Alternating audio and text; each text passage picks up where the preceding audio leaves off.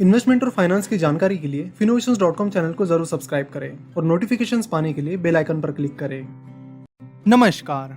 हम देख रहे हैं कि कोरोना वायरस की वजह से पिछले कुछ दिनों से इकोनॉमी में काफी डाउनटर्न चल रहा है। उसी बीच अब ये भी खबर आ गई कि क्रूड ऑयल अपने लाइफ टाइम लो तक चला गया है, यानी जीरो से भी नीचे चला गया है। मंडे को क्रूड ऑयल की प्राइस -$40 तक चली गई थी। यानी उस दिन अगर कोई क्रूड ऑयल खरीदता तो उसे वो क्रूड ऑयल खरीदने के लिए पैसे देने की बजाय उल्टा पैसे मिल जाते। तो क्रूड ऑयल की प्राइस इतनी ज्यादा कम होने की वजह से हर कोई खुश है। तो आज हम बात करने वाले इस पूरे मामले की सच्चाई के बारे में कि क्या सही में क्रूड ऑयल जीरो के नीचे चला गया है और सही में क्या लोगों को इसे खरीदने के बदले में पैसे मिल रहे हैं। So let's understand this. और सबसे पहले इस क्रूड ऑयल की प्राइस $0 के नीचे जाने की बात को समझते हैं। ये पूरा मामला यूएस के कमोडिटी एक्सचेंज से जुड़ा है। जैसे कि हम सबको पता कि कई सारी कंट्रीज में लॉकडाउन चल रहा है, जिसकी वजह से पेट्रोल और डीजल की डिमांड काफी कम हो गई है और इसी के चलते क्रूड ऑयल की डिमांड भी कम हो गई है, क्योंकि पेट्रोल और डीजल क्रूड ऑयल से ही बनते हैं। अगर क्रूड ऑयल की डिमांड की बात की जाए तो क्रूड ऑयल की डिमांड आधे से भी ज्यादा कम हो गई है।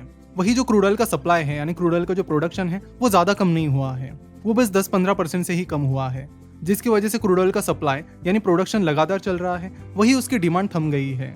और जैसे कि हम सबको पता है कि किसी भी चीज की प्राइस सप्लाई और डिमांड के बेसिस पर डिसाइड होती है। अगर सप्लाई बहुत ज्यादा है और डिमांड कम है तो प्राइस बहुत तेजी से कम हो जाएगी। वही अगर डिमांड बहुत ज्यादा है और सप्लाई कम है तो प्राइस बहुत तेजी से बढ़ जाएगी।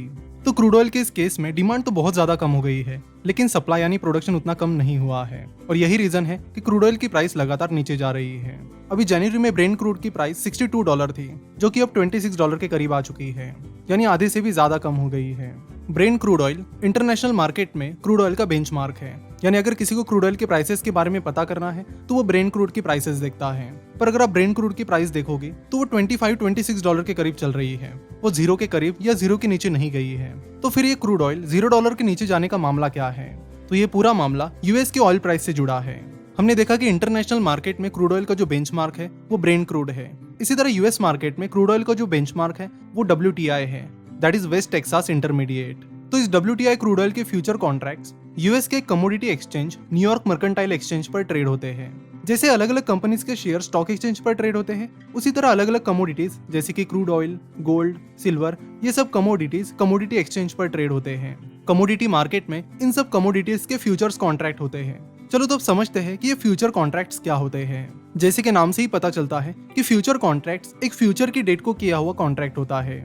हर महीने का एक फ्यूचर कॉन्ट्रैक्ट होता है, जैसे कि अप्रैल का फ्यूचर कॉन्ट्रैक्ट, मई महीने का फ्यूचर कॉन्ट्रैक्ट, जून महीने का फ्यूचर कॉन्ट्रैक्ट एटसेट्रा। सो अगर आपको मई महीने में WTI क्रूड ऑयल खरीदना है तो आपको न्यूयॉर्क मर्केंटाइल एक्सचेंज पर जाकर WTI क्रूड का मई महीने का फ्यूचर खरीदना होगा। तो आपने देखा कि मई महीने के WTI क्रूड ऑयल के फ्यूचर कॉन्ट्रैक्ट की प्राइस $18 पर बैरल चल रही है। और अगर ये प्राइस आपको सही लगती है, यानी आपको लगता है कि अगले महीने आपको WTI क्रूड ऑयल $18 पर बैरल की प्राइस और मिलता है, तो वो आपके लिए अच्छी डील है। तो ऐसे केस में आप मई महीने के फ्यूचर कॉन्ट्रैक्ट खरीद लोगे। अब आपने $18 पर बैरल की प्राइस पर WTI क्रूड ऑयल के फ्यूचर कॉन्ट्रैक्ट खरीद लिए हैं। हर फ्यूचर कॉन्ट्रैक्ट की एक एक्सपायरी डेट होती है, यानी अगर आपको इस कॉन्ट्रैक्ट से एग्जिट करनी है तो आप एक्सपायरी डेट से पहले एग्जिट कर लीजिए, यानी एक्सपायरी डेट से पहले आप अपना कॉन्ट्रैक्ट किसी और को बेच दीजिए।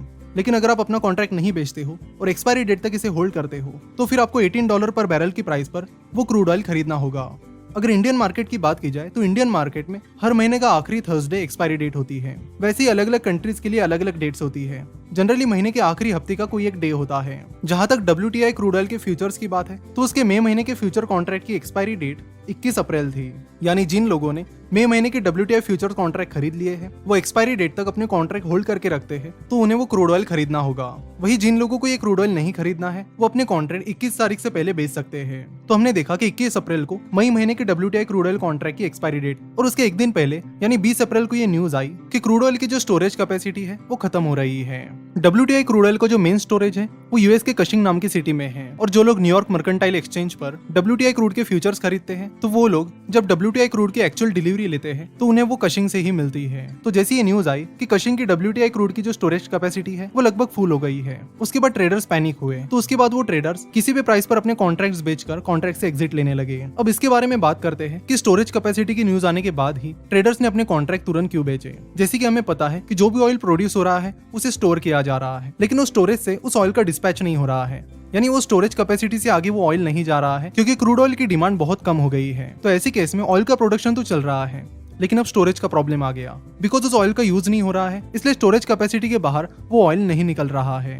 WTI क्रूड की ये फ्यूचर कॉन्ट्रैक्ट हर महीने चलते हैं और हर महीने इसे एक्सपायरी भी आती है और स्मूथली ये कॉन्ट्रैक्ट एग्जीक्यूट भी होते हैं। यानी ये जो मंडे था यानी 20 अप्रैल बाकी दिनों से अलग था। ट्रेडर्स सोचने लगे कि अगर स्टोरेज कैपेसिटी नहीं है तो ऑयल खरीदने के बाद वो अपना ऑयल कहां पर रखेंगे, और क्रूड ऑयल की तो कोई डिमांड भी नहीं है, जिसकी वजह से उन्हें अपना वो क्रूड ऑयल लंबे टाइम तक होल्ड करके रखना पड़ सकता है, जिसकी वजह से पहले तो उन्हें स्टोरेज ढूंढना पड़ेगा और दूसरी बात उन्हें उस स्टोरेज की कॉस्ट भी बियर करनी पड़ेगी। यानी स्टोरेज कैपेसिटी की कॉस्ट भी उन्हें लंबे टाइम तक झेलनी पड़ सकती है। जनरली जब ये लोग क्रूड ऑयल को खरीदते हैं तब वो उसे तुरंत यूज कर सकते हैं या फिर बेच भी सकते हैं, लेकिन कोरोना के इस कंडीशन में वो ना तो उसे बेच पा रहे हैं ना ही यूज कर पा रहे हैं, जिसकी वजह से स्टोरेज का खर्चा उन्हें उठाना पड़ेगा। तो ऐसे केस में उन ट्रेडर्स के सामने एक ही ऑप्शन था कि मंगलवार को यानी 21 तारीख को उसकी एक्सपायरी थी, तो एक्सपायरी से पहले इन कॉन्ट्रैक्ट्स को बेचा जाए। तो ट्रेडर्स जो भी प्राइस उन्हें मिले उस प्राइस पर उस कॉन्ट्रैक्ट को बेचने लगे। 20 तारीख को जब न्यूयॉर्क मर्केंटाइल एक्सचेंज खुला तब WTI क्रूड की प्राइस $18 पर बैरल थी, और फिर जैसे ही ट्रेडर्स ने अपने कॉन्ट्रैक्ट्स बेचने शुरू कर दिए तो गिरते गिरते WTI क्रूड की प्राइस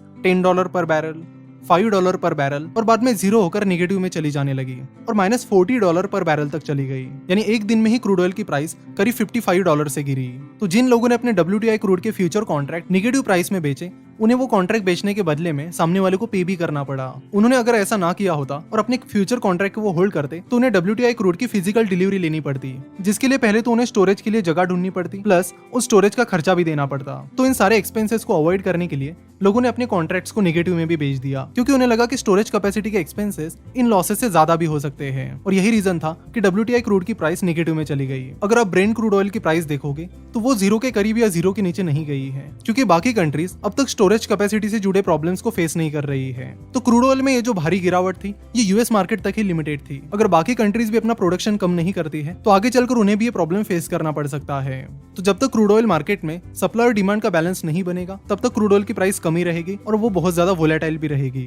अब सवाल ये आता है कि अगर सारे प्रॉब्लम्स क्रूड ऑयल के ओवर सप्लाई की वजह से हो रहे हैं तो फिर क्रूड ऑयल बनाने वाली कंपनीज क्रूड ऑयल का प्रोडक्शन कम क्यों नहीं कर रही है? तो उसके पीछे भी दो मेन रीजंस है। चलो तो उन्हें भी समझते हैं। Oil producing countries crude oil का प्रोडक्शन पूरी तरह इसलिए बंद नहीं कर रहे हैं क्योंकि वो एक बहुत डिफिकल्ट चीज है, क्योंकि अगर क्रूड ऑयल का प्रोडक्शन कंप्लीटली बंद किया जाए तो जब उसे बाद में रिस्टार्ट करना पड़ेगा तो रिस्टार्ट करने के लिए लगने वाला टाइम और प्रोसीजर काफी महंगी है और डिफिकल्ट भी।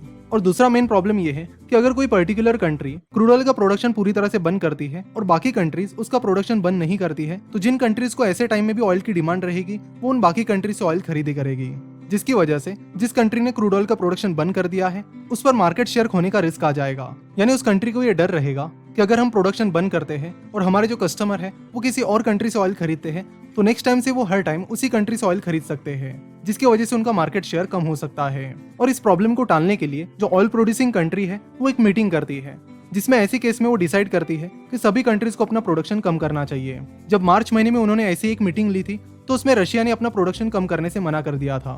अगर रशिया अपना प्रोडक्शन पूरी तरह से शुरू रखती है और जिन कंट्रीज को ऑयल की रिक्वायरमेंट है उन्हें प्रोवाइड करती चलती है तो ऐसे केस में जो कंट्रीज ऑयल का प्रोडक्शन बंद करेगी उनको अपना मार्केट शेयर खोने का डर रहेगा। तो रशिया ने ऑयल प्रोडक्शन कम करने से मना करने की वजह से बाकी कंट्रीज को भी अपना ऑयल प्रोडक्शन शुरू रखना पड़ा, जिसकी वजह से ऑयल का जो ओवर सप्लाई है वो कंटिन्यूअसली जारी रहा। अब इस ओवर सप्लाई की वजह से क्रूड ऑयल की प्राइसेस लगातार बहुत ज्यादा गिरने लगी, जिसके बाद इन सारी कंट्रीज ने अभी कुछ ही दिनों पहले एक मीटिंग की जिसमें उन्होंने डिसाइड किया कि वो अपना जो प्रोडक्शन है उसे कम करेंगे। लेकिन जब तक उन्होंने ये डिसीजन लिया तब तक काफी देर हो चुकी है। मार्केट में ऑलरेडी ऑयल का बहुत ज्यादा ओवर सप्लाई हो चुका है। तो अब सवाल ये है कि क्या क्रूड ऑयल की इतनी ज्यादा गिरावट के बाद क्या पेट्रोल और डीजल हमें फ्री में मिल जाएंगे या फिर बहुत कम प्राइस में मिल जाएंगे? तो उसके चांसेस बहुत ही कम है और उसके पीछे मेनली दो रीजंस हैं। पहला रीजन ये है कि इंडिया की करेंसी रूपी डॉलर के मुकाबले लगातार बहुत कमजोर हो रही है। कुछ ही महीनों पहले $1 ₹70 के करीब था, वही फिलहाल $1 ₹77 के करीब चला गया है।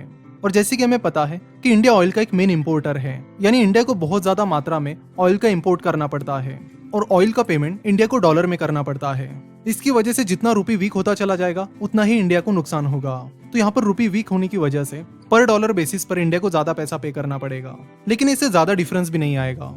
अगर क्रूड ऑयल के रेट बहुत ज्यादा कम हो जाते हैं तो इंडिया भी पेट्रोल और डीजल कम भाव में बेच सकती है, लेकिन इसके बीच में कई सारे इश्यूज हैं। जैसे कि हम देखते हैं कि पेट्रोल, डीजल और केरोसिन ये सारी चीजें क्रूड ऑयल से रिफाइन की जाती है। तो जब आप पेट्रोल डीजल यूज करोगे तो उसके साथ आपको ये रिफाइनिंग कॉस्ट पे करनी होती है, उसके ट्रांसपोर्टेशन कॉस्ट, डिस्ट्रीब्यूशन कॉस्ट पे करनी होती है, और उसके बाद सबसे बड़ी चीज यानी बहुत ज्यादा टैक्सेस पे करने होते हैं। पेट्रोल और डीजल जीएसटी के अंडर नहीं आते हैं, जैसे कि हमें पता है कि जीएसटी में जो सबसे हाईएस्ट टैक्स स्लैब है वो 28% का है, पर पेट्रोल और डीजल जीएसटी के अंडर नहीं आते हैं, जिसकी वजह से गवर्नमेंट उन पर बहुत ज्यादा टैक्स लगाती है और उस टैक्स की मदद से गवर्नमेंट रेवेन्यू कमाने की और अपना फिस्कल डिफिसिट कम करने की कोशिश करती है। अगर पेट्रोल की ही बात की जाए तो पेट्रोल की बेस प्राइस पर हम एक्साइज ड्यूटी और वैट मिलाकर करीब 100% टैक्स पे करते हैं। पिछले महीने में जब क्रूड ऑयल की प्राइसेस गिरने लगी थी तभी गवर्नमेंट ने पेट्रोल पर एक्साइज ड्यूटी 3 रुपए पर लीटर से बढ़ा दी थी।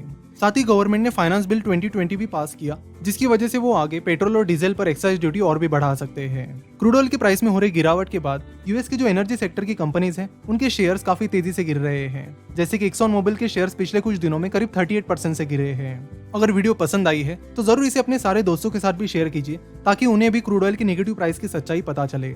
इस वीडियो को आप में से ही बहुत सारे फिनोशंस फैमिली के मेंबर्स ने सजेस्ट किया था, तो टाइम निकालकर सजेशंस देने के लिए और फीडबैक देने के लिए आपका बहुत बहुत धन्यवाद।